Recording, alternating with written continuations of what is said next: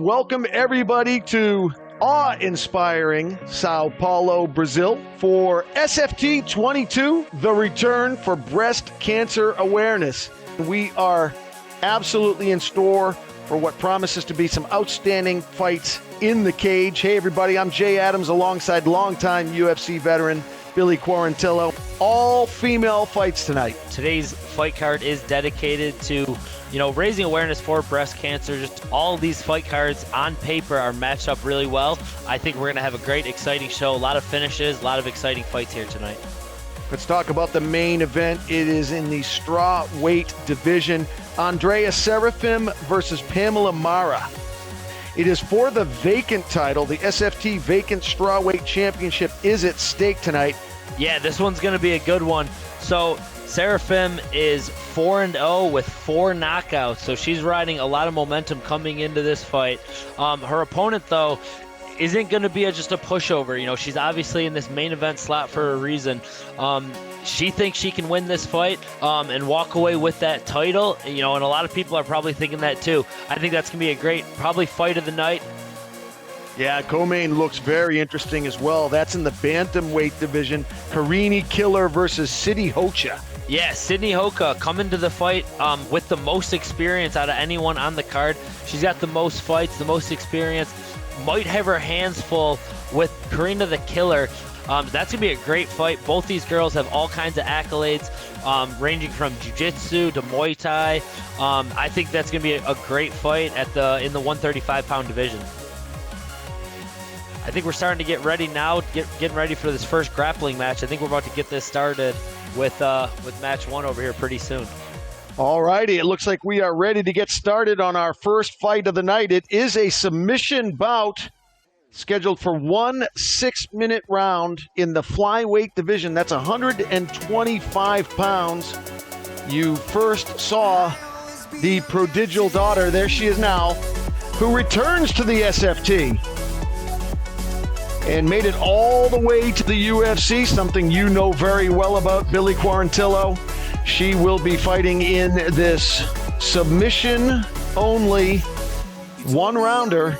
Patricia Souza, I believe she's more of the full, 100% jiu-jitsu athlete. She's super young, 22 years old. You can see her right now. She's got her purple belt on.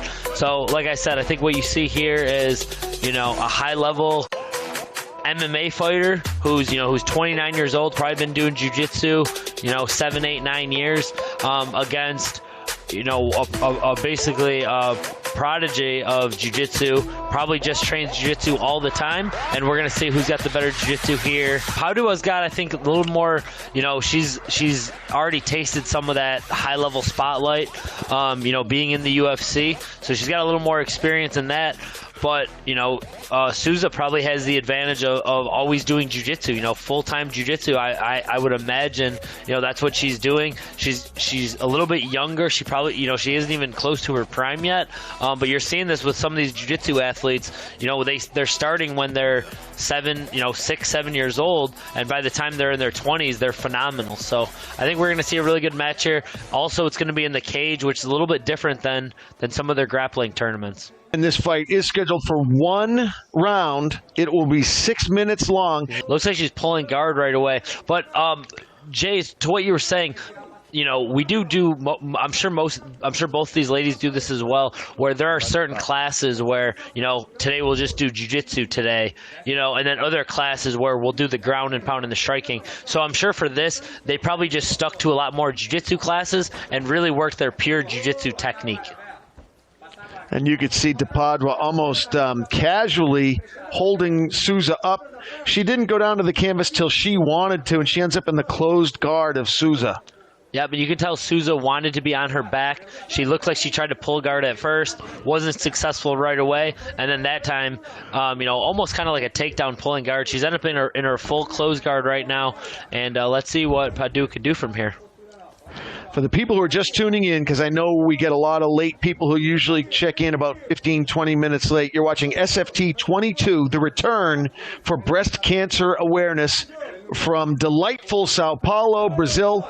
I'm Jay Adams, alongside longtime UFC veteran Billy Quarantillo. You are watching the first fight. You haven't missed anything.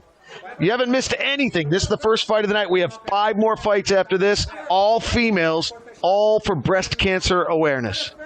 Yes, great lineup so far. All 12 ladies are going to bring it, I can tell.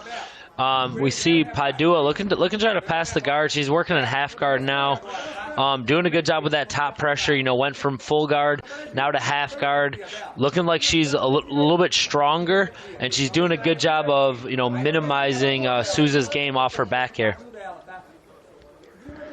So from this position, if you're De Padua, you're trying to free up that left leg, Billy, and trying to swing it around for a mount, or are you content from kind of this half guard? You could do damage from here. Yeah, well, you could tell she's giving her a lot of pressure with that shoulder. We call that shoulder pressure at Gracie Tampa South, where I'm at. So I think she's content right now giving her that shoulder pressure, trying to wear her down a little bit. She looks like she's a little bit more physical than Souza, and she looks like she's going to use that foot to try to take mount. And because of that pressure so strong, I think she's going to slowly get into mount, unless Souza could try to reverse it from here. Yeah, she does look like a big flyweight. Strong legs, strong upper body, and so far she's been able to kind of impose her will on Souza. Yeah, Souza might be regretting pulling guard. She's got a big, strong girl on top of her now, giving her shoulder pressure. Maybe she's comfortable in here, but it's I doubt it. It doesn't look very comfortable. You always look to see how active the person is off their back. Do they have an active jiu-jitsu game? Are they pressuring? Are they trying to set up submissions? Are they making the full mount now for De Padua? Full mount, and it was because of that pressure. She used that left underhook really well, gave her really good shoulder pressure, and basically grinded her way to full mount. They're going to restart here right in the middle with about 2.5 minutes left. Pada in a really good spot here. Now with the hooks, and what do you call that when the feet are out the opposite direction like that? Yeah, that's an old wrestling move. They call that grapevines. You could call it hooks, but they call it the old grapevines, which is a miserable position if you've been there. You do this on purpose, like you put yourself in these situations on purpose. Most people why would you do that? Yeah, you got to start off in you get used to them in practice. So, both these ladies are very familiar with these positions. Souza has to do a better job of using her hips, try to get her legs in front of her, because right now she could do this all day from the top position. And she's getting more points now. She's gotten more points just fully mounting her. So she's up big on points right now. Another 4 points here.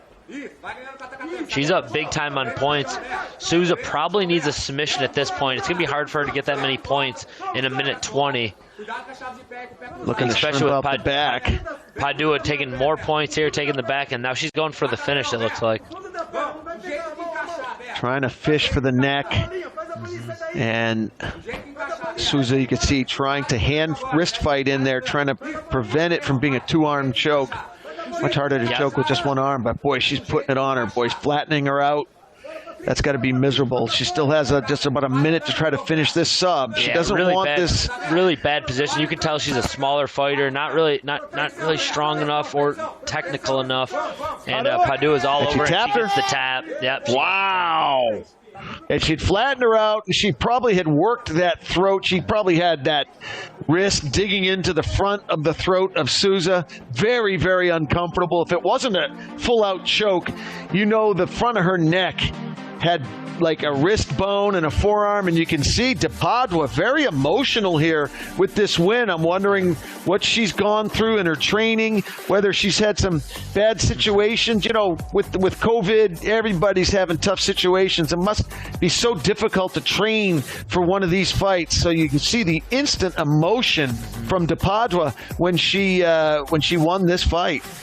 Senhoras e senhores, o árbitro interrompeu o combate aos 5 minutos e 15 segundos, declarando a vencedora por finalização com um mata-leão, Isabela de Pádua. Flawless victory. I'm sure she's going to be very happy with that one.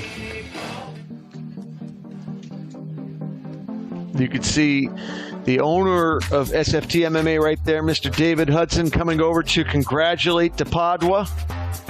Wow, We're hoping to get him online.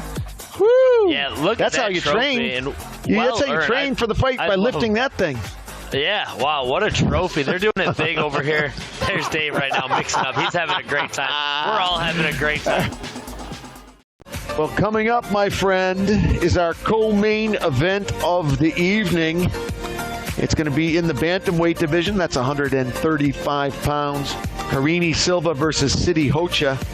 And as David had promised us, this is another one of those. Oh, my goodness, you got these two in the cage together.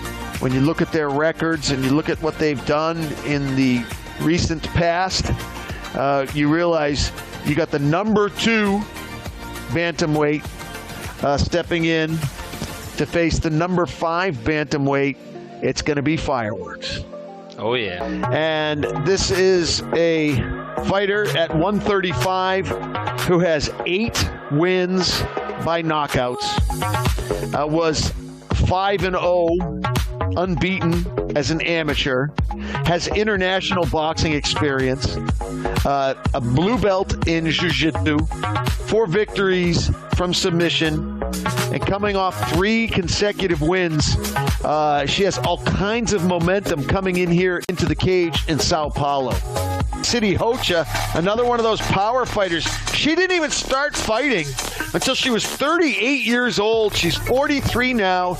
In those 5 years, she's amassed that 12-7 record, and she's also notched off 6 knockouts.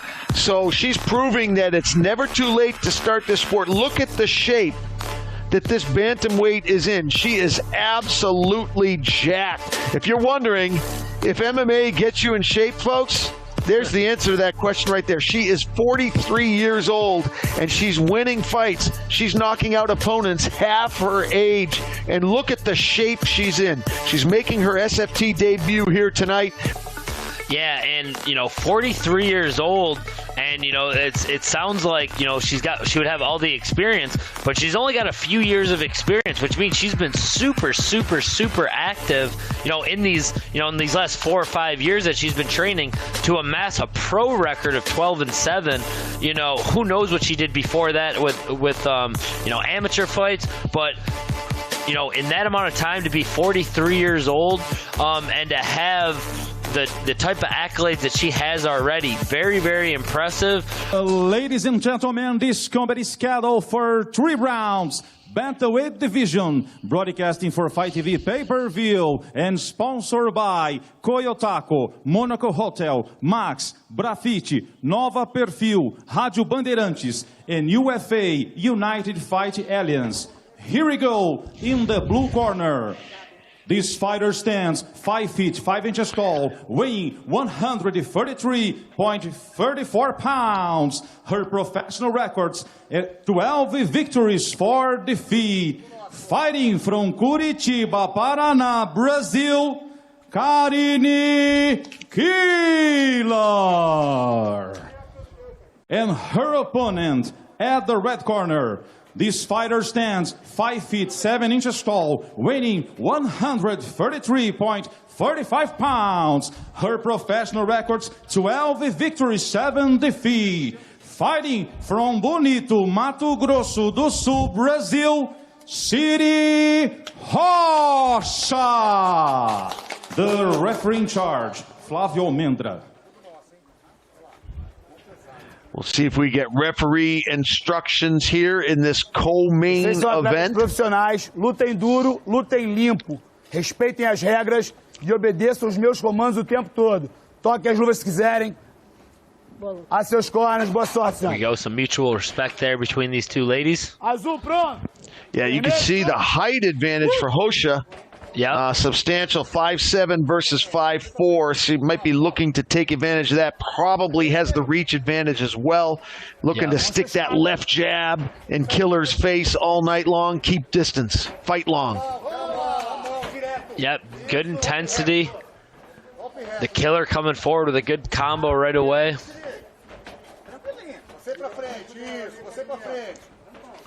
I'm surprised. Hocha is looking much bigger than Killer, at least the angles that I've seen so far. Yeah, not just the height, but she looks bigger. I also did not expect that, but she's in phenomenal shape for this fight. You can tell she worked really hard to get ready for this one. She can establish some power here early on that could bode well for the rest of the fight. This fight's scheduled for 3 5-minute rounds. Hocha in the black trunks, Killer in the pink. Yeah, both girls with the blue belt accolades on the ground, so you don't know, who's really better until they actually get there. Both have a lot of striking background too, so both well-rounded. We've seen that over and over again. Today's day and age, all these fighters are really well-rounded. Did you see the power out of both of those bantamweights? When each one was about to get mounted, they literally just lifted their knees, lifted his and bench pressed. They just threw each other off each other. Nice. Yep, and there's a nice takedown by Hocha. She's on top, but she's in a good spot right now. Looking to free up that left leg, possibly get a mount, at least do some damage here from the half guard. But a great position for City Hocha here early on in the round. Yeah, just physically looks little physically stronger, a little bit a little bit longer, a little bit stronger, and I think that's what really helped with that, get that takedown. She kind of just muscled her to the ground. Yeah, usually when a fighter's longer, they're giving up the size, right? You have to give up something to be in the same weight category. So if a fighter is short and kind of, stout and fire pluggy. Here we go. She's going for the armbar here. Oh, wow. Look at that. Going for that. And she's got it. She's Whoa, got it. Oh, she's going to get it. Oh, it's tight, Billy. Hocha, it's hard to see Hocha's face right now. She's okay. She's okay. I think she slid down a little bit. I think she's okay now. And she's going to get out. So the Killer needs to find a position. But, man, that was quick, and that was tight right away. Stop! I don't know what happened. Triangle attempt. Oh, no, no, she no, broke no, her arm. No. She broke her arm. Damn. Oh. She broke her arm, and they're going to stop it because of that. She wanted to fight on. It looked tight right away, and she snapped her arm. You could see her forearm broken there. That's definitely a broken arm. Oh, that's so broken. And, man, how tough is she? She's acknowledging it. After 2 minutes and 36 rounds at round number 1, the winner by TKO, Karini Killer. So Karini Killer moves to 13-4 at just 26 years old, hoisting the trophy. And as you said, the #1 ranked fighter in the 135-pound division in SFT. And it will be extremely fun to watch her next fight. And we know Hocha will be back. Hocha was giving her everything she could handle right up until that armbar. Well, coming up, Andrea Seraphim and Pamela Mara for the vacant strawweight championship. 115-pound belt is at stake here tonight in Sao Paulo, Brazil.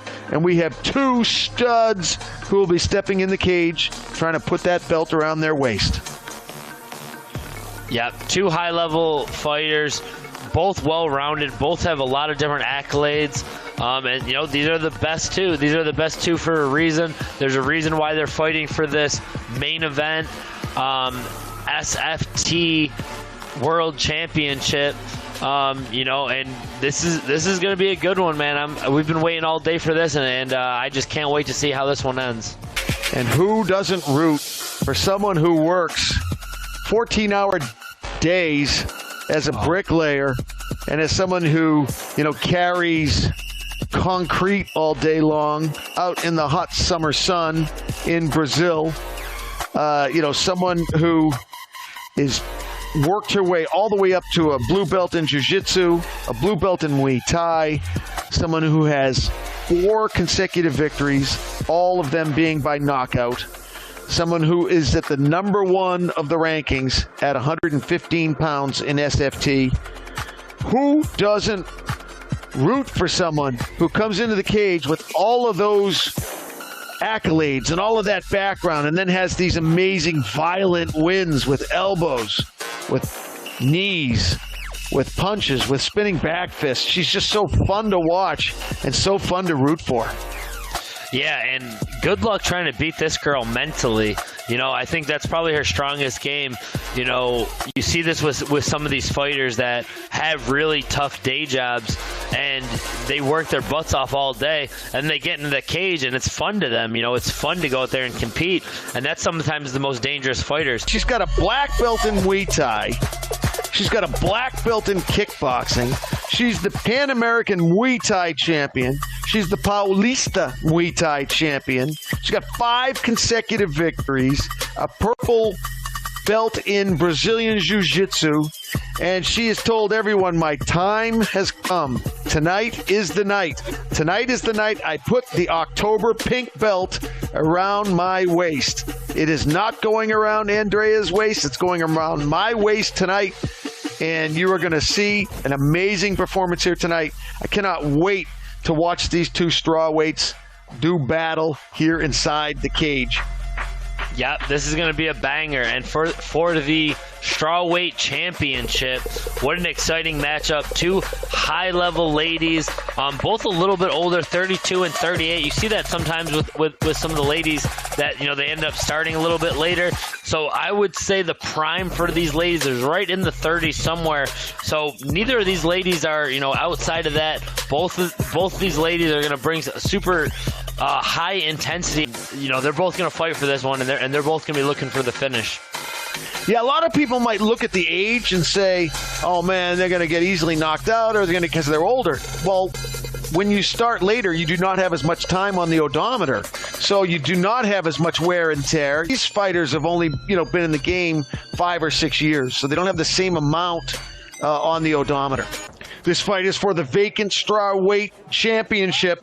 That's 115 pounds, and it is the pink belt because we are actually bringing awareness to breast cancer here in this fight called The Return. This fight is scheduled for 5-minute rounds at 115 pounds. On the left-hand side of your screen, Andrea Serafim. On the right-hand side of your screen, Pamela Mata. Here we go. Yep, like you said, 2 girls vacant title. I was wrong earlier. This is a vacant title. Both girls 2-0 with SFT. This is going to be a great matchup, even on the paper. Let's see how it plays out. A little bit of a size advantage for Mara, a little bit of a height advantage, and she has the pedigree in the striking department as well, Billy. Her Muay Thai belt is black, and Serafim's is blue. She doesn't even list a kickboxing belt, Serafim, that is. And the kickboxing belt for Mara is black. So look for Mara to test her striking early here in the opener. Oh, wow. I stand corrected. Big right hand. Big right hand by Serafim. Serafim shows the boxing early. Yeah, well, and Serafim 4-0 with 4 knockouts, so she's used to going in there and handling business and getting these big finishes. So let's see how that plays out over 5 rounds. You know, if she's not able to get that early finish, if she's able to keep that conditioning going over, you know, more than 2 or 3 rounds. You tell both of these strawweights know that they're in a 5-rounder. It's a much more of a studied start. It's a strategic start. They're going to feel each other out a little bit. Watch the feet. Watch the footwork. Measure a little bit. See what, you know, give a couple of feints here and there. See what your opponent does. It's a much more strategic fight at 5 rounds than 3. 100%. You feel like you can give a round, right? Like you feel like obviously that's not the best. You don't want to go in there, but you're just it's a longer fight. Yeah, and you know, you want to go out there, and of course you want to be active and you want to get off first, but you don't want to start wearing yourself out and using all your energy early, and then next thing you know your opponent still has their energy in the later round. So there's a little bit of that too, but of course at the end of the day, you know, being active and going out there and getting a finish is you know, the right way to fight it usually. You just tuned in. You are watching SFT 22, the return for breast cancer awareness. I'm Jay Adams, alongside longtime UFC veteran Billy Quarantillo. Glad you tuned in. Special shout out, if we don't get to do it later, to David Hudson, the owner of SFT, for bringing us both in. Thank you very much. Sir. Thank you, David. Mr. Hudson. And what a great show SFT is, man. They pull out all the stops. They obviously put the best fighters on the card. Great production values. Big shout out to our Brazilian crew here in Sao Paulo. You guys are really tearing it up. Thanks for your great work. Nice. There's a big right hand there by Seraphim. Countered right back by Mara. A little bit, still a little more of a feeling out process, but they're chucking when they get in that pocket. Big right hand. Seraphim dropped by the right hand. She could be in trouble, Billy. Wow, Mara looking Mara's letting her hands here. go. That right hand is landing. Yeah, Seraphim's okay, but she's got to clear the cobwebs. Yeah, Mara's just chucking that right hand now. She's going to it with the head to the body, and she clipped her with that one. Big, huge right hand, especially for a 115-pound lady there.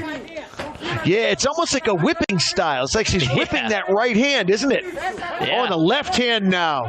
Boy, Mara's got a nasty gotta be right careful left too. hand. Seraphim looks like she's in trouble, but then she keeps throwing some big bombs too. Both girls need to be careful here because both girls have knockout power.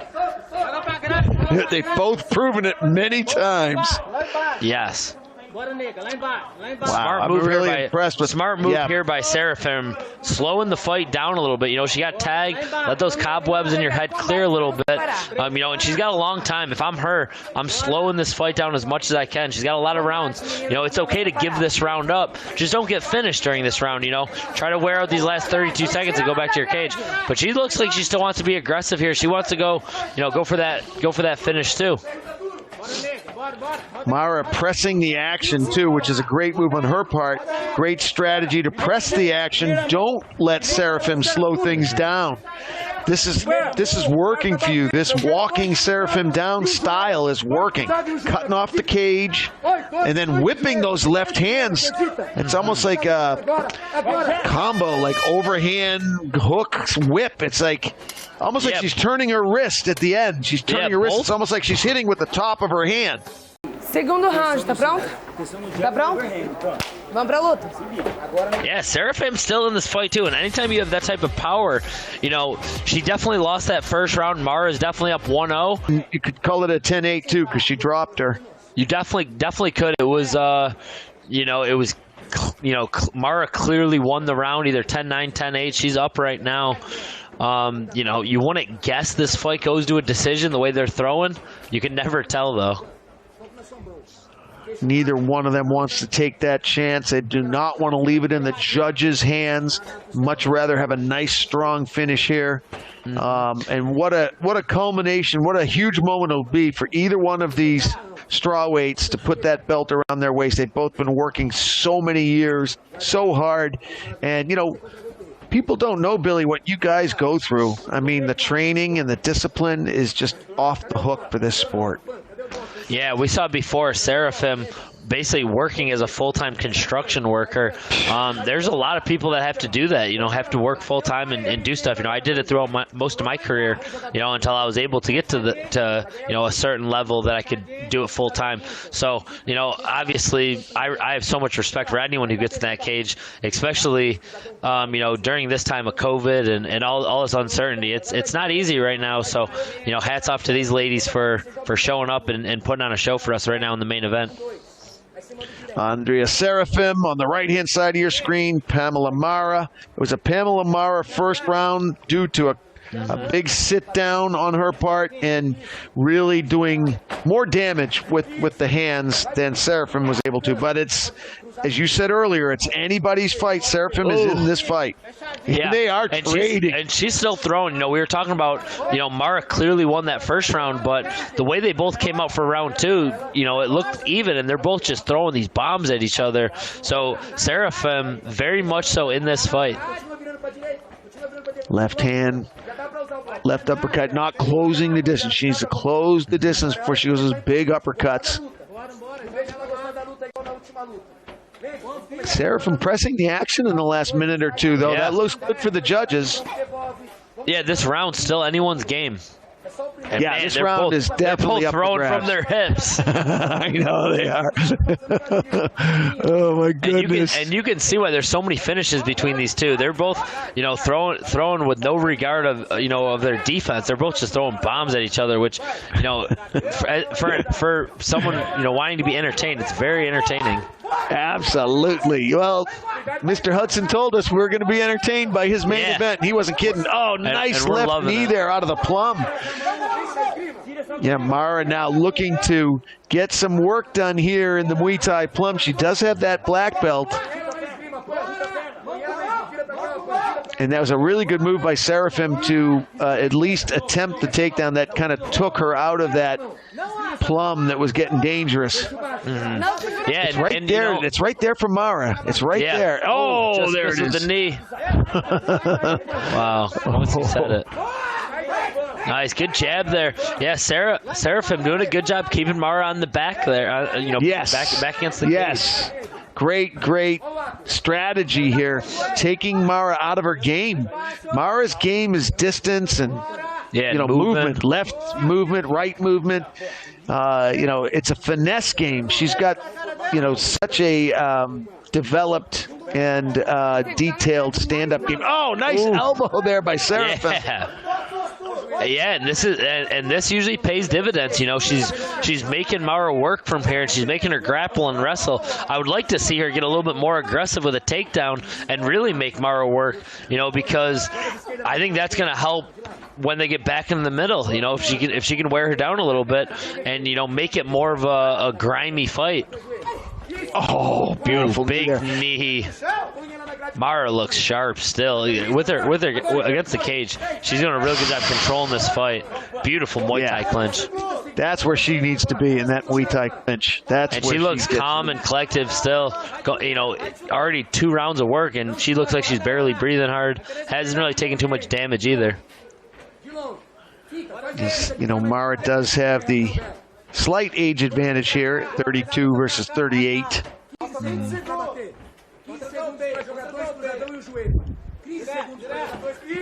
Seraphim could very well have come from a 14-hour day outside slinging bricks. I mean, that's literally what she does every day.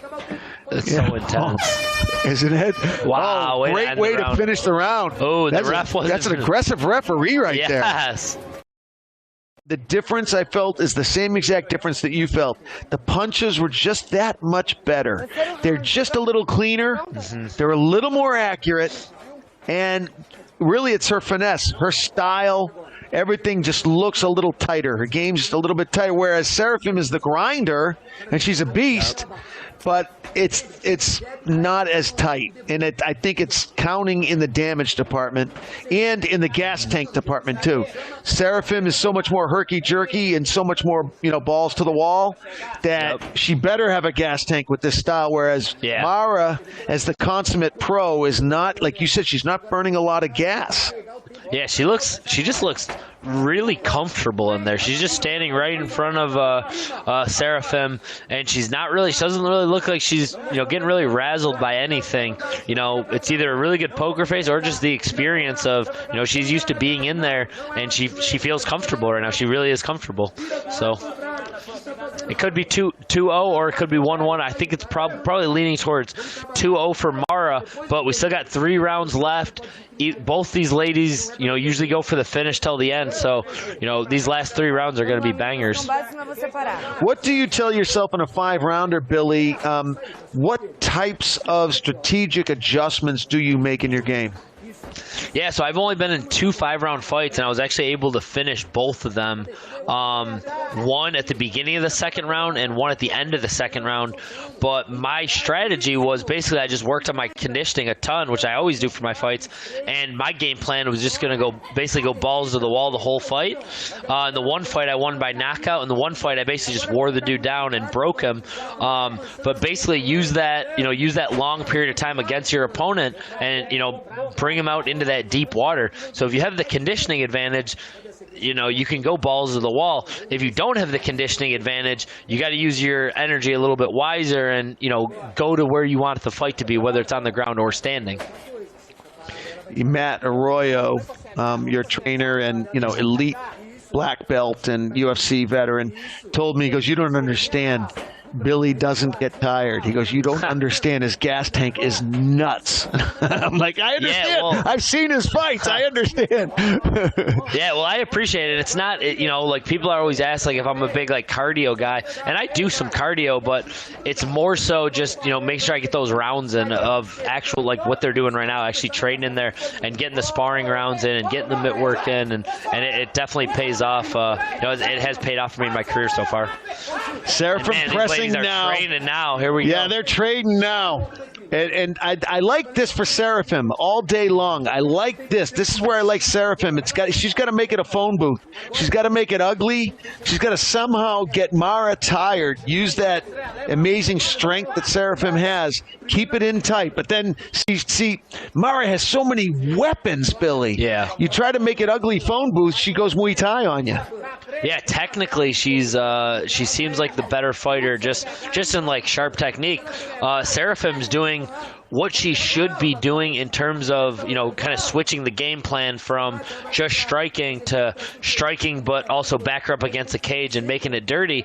The problem with that is Mara's pretty good in tight too, in that clinch position. Mara's showing she's pretty good in there too. She's good moving around here, and when they get clinched up, she looks pretty comfortable in there too. So yeah, for Seraphim, she needs to, in my opinion, she needs to work some trips or practice some double legs, try to get this fight to the ground, because just putting Mara up against the cage isn't throwing her off her game enough, and she's losing the fight where it's been happening so far. For those of you who are wondering if those shin-to-shin kicks hurt, the answer is yes. They both have great poker faces, but however, that shin-to-shin that they just did, both turning from their hips, that will hurt for a couple of weeks for sure. And there's some good punches there. I'm sorry. It shows you just how tough these combatants are. Yeah. You cannot say enough for these two warriors. Yeah, and both girls look like they still have some good energy. Seraphim's getting some punches off. I would like to see a little bit, maybe more combos.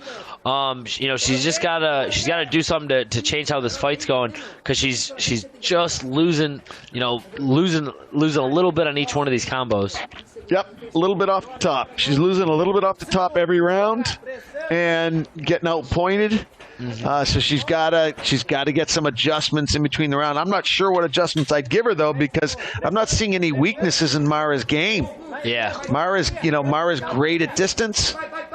She's great in tight. Hard to take down. Overall, the striking, Mara seems like she's winning that pretty convincingly, and it's only getting worse. Time for the championship rounds here in Sao Paulo, Brazil, SFT 22. This is our main event. Andrea Seraphim, Pamela Mara, and both Billy Quarantillo and myself have Mara most likely up 3-0. She's just doing enough each round to make it pretty much like a judge can't make the call the other way. So, Seraphim's got to do something drastically different here in the championship rounds if she wants to put that pink belt around her waist here tonight.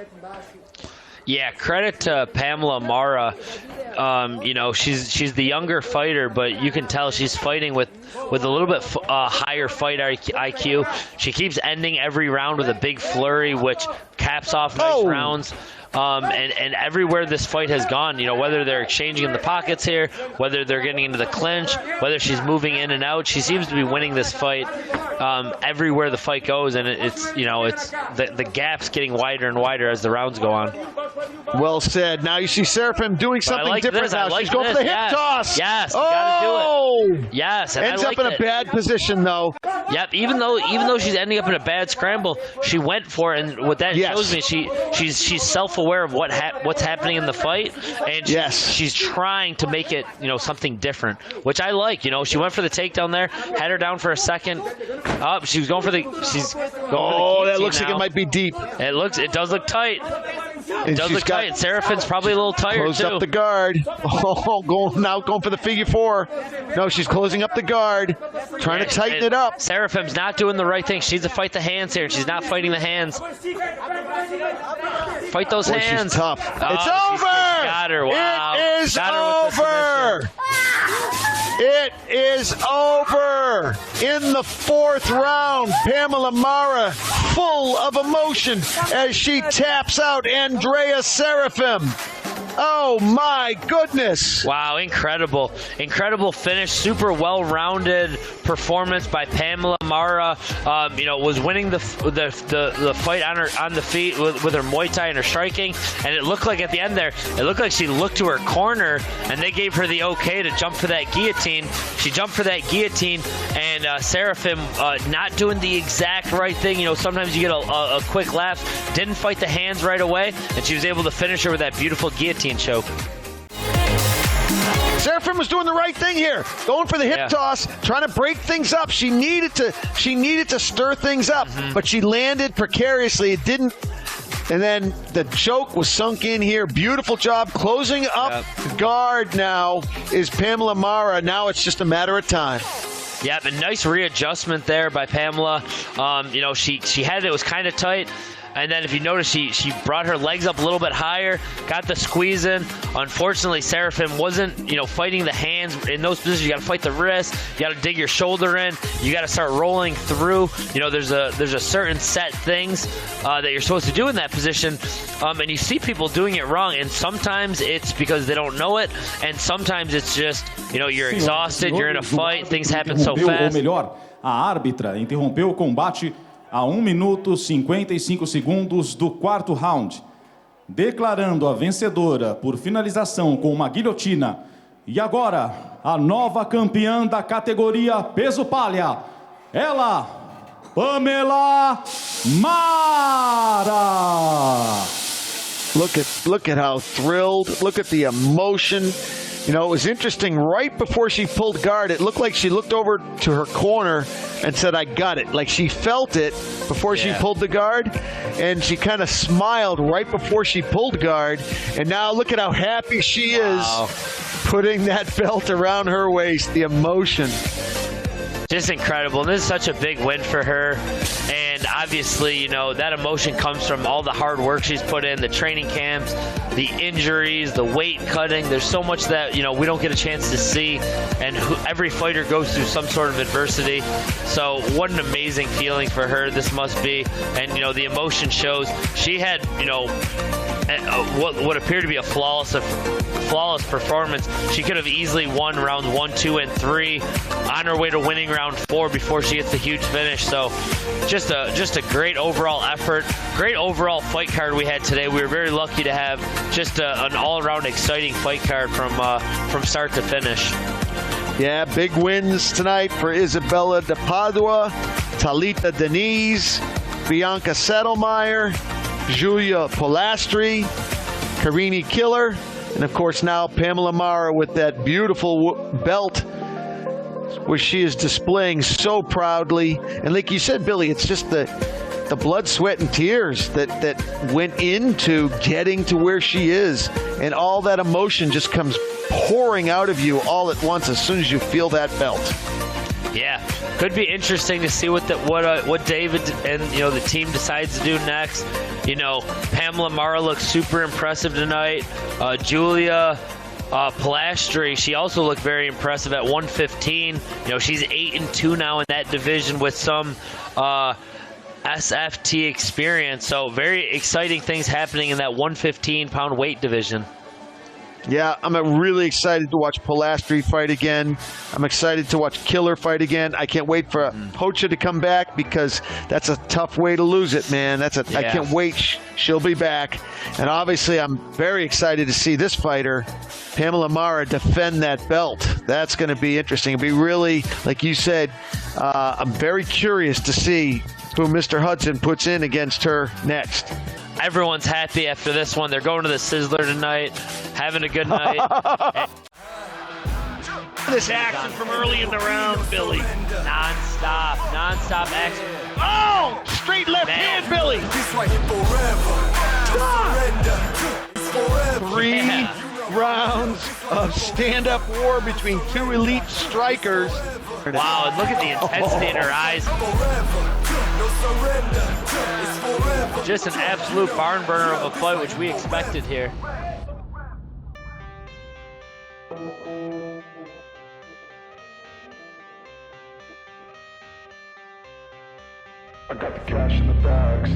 Co-main looks very interesting. Farini Killer versus City Hochin.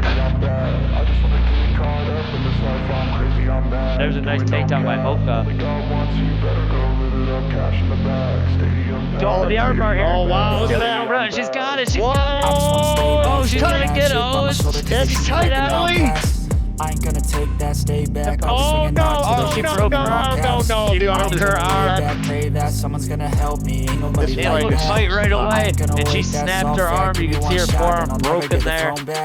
And man, how tough is she? She's acknowledging it. You know, the killer did what she had to do. She caught her in an arm bar. Really exciting fight. The winner by TKO, Karini Kilo. Society's insane, we all live for fame.